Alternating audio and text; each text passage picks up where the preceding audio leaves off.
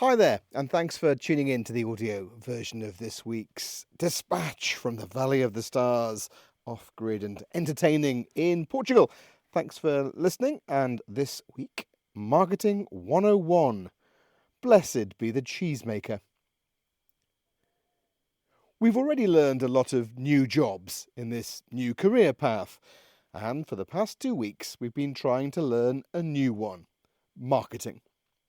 Having just about got to grips with off-grid living, first basic, then advanced level, building site, project management, landscaping, interior design, Anna, definitely not me, accounting, and basic small-hotelier-ing, we've reached the next rung on the career ladder. We built it and they came in the summer, and now we have to keep them coming back in the quieter seasons too, telling their friends to visit and drumming up some new business on the basis that this is a remarkable place we were very lucky to find. For now, we have to do what we can until Adeline arrives, a Swedish communications undergraduate and Oda's cousin, who's doing a work placement with us early next year to take control of our social media and play the algorithms at their own game. Until then, we're diving into the world of pricing structures, discount deals, combination packages of rooms and meals, and retreats.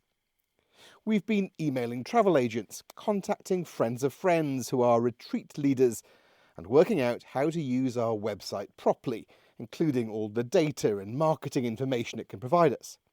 And, dear reader, we do have a couple of things coming up which might be of interest, primarily an introduction to wine by a sommelier, marketing executive and author, our friend Joanna, whose Hutchins Wine Academy is hosting its first wine immersion course at our place in May.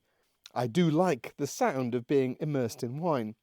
Joanna has a coveted Wine Sprit Educational Trust diploma and is a qualified wine educator. So we're going to have a lot of fun with this in May 2026. First come, first served. And please go online, valleyofthestars.co.uk, check out our events and retreats and read all about it. We've got a 3-page PDF explaining the whole retreat, which is running from the 7th to 11th of May next year here in the Valley. Now, I'd always considered myself to be quite entrepreneurial while working at the BBC, in selling stories to my editors in the competitive world of limited money and airtime. I often would get extremely excited about a particular idea and go all in to sell it hard, often to different TV and radio programmes and online outlets, to scramble together enough cash to afford the trip.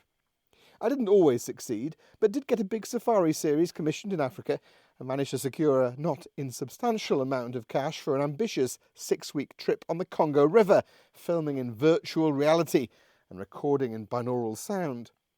I still love the fact that in the world of short attention spans and you've got to grab them in the first 5 seconds, our 45-minute TV doc on the Congo has more than 20 million views.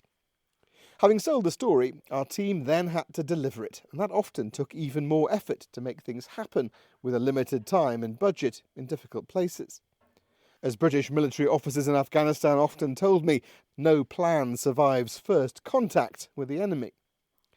I've discovered there are at least a few transferable skills from journalist to small business co-founder.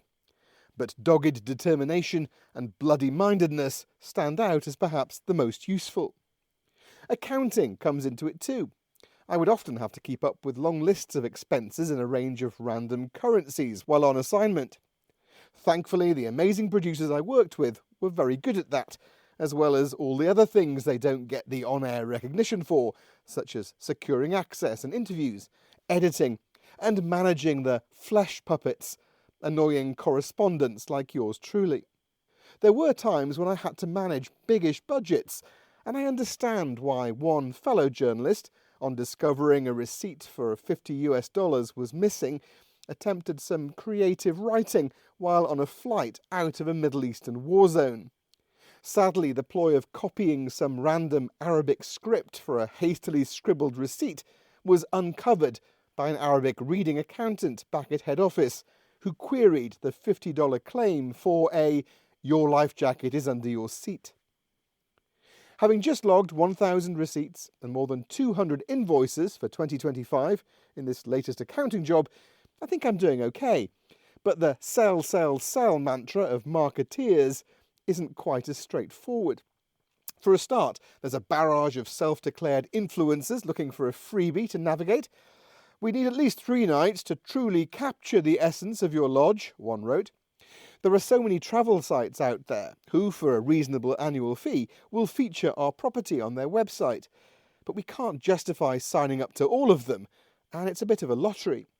We're very happy to be working with Sordays and further afield, and hope to have more collaborations in fitting with our ethos of sustainability.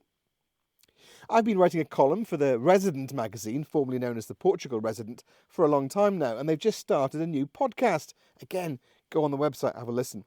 I was delighted to chat to Carl Munson about our story. With all the disruption going on in the world, not least in the USA, I've done quite a few interviews telling the story of our dramatic decision to change lives before 50, give up our jobs and retrain in lots of new ones. And hopefully that will bring a few extra guests to our door as well. The price of promoting things on social media seems to be going up all the time, and we need to learn how to target audiences better, but that all takes time. We were delighted to be invited to donate a luxury 2-night package to the Sovereign Art Foundation's annual gala auction, and even more excited about being invited along to the event. We were pleased to see it was a very competitive auction, and we're looking forward to welcoming the winners in May. As well as working on making posts and programmes, we're also learning about how to measure what's going on through data. I've written before about the challenges of managing Booking.com, Airbnb, Expedia, and our own direct booking website. And I'm only now starting to understand how they undercut prices and also pay us a lot less after taking their cut. I've also mentioned the desire to host more retreats, package trips for groups based around yoga or painting or reading or wine, corporate get-togethers that are now apparently known as offsites. The title retreat does conjure up the idea of 5 a.m. yoga sessions, cleansing shakes and a large amount of wellness. We've joked for years about how, rather than detox, retox is perhaps a better fit for us.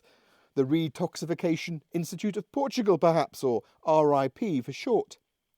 At our daughter Oda's suggestion, I can officially confirm we are starting a detox-retox package for those who like a balanced diet of healthy morning activities, followed by plenty of wine and a fabulous meal to finish.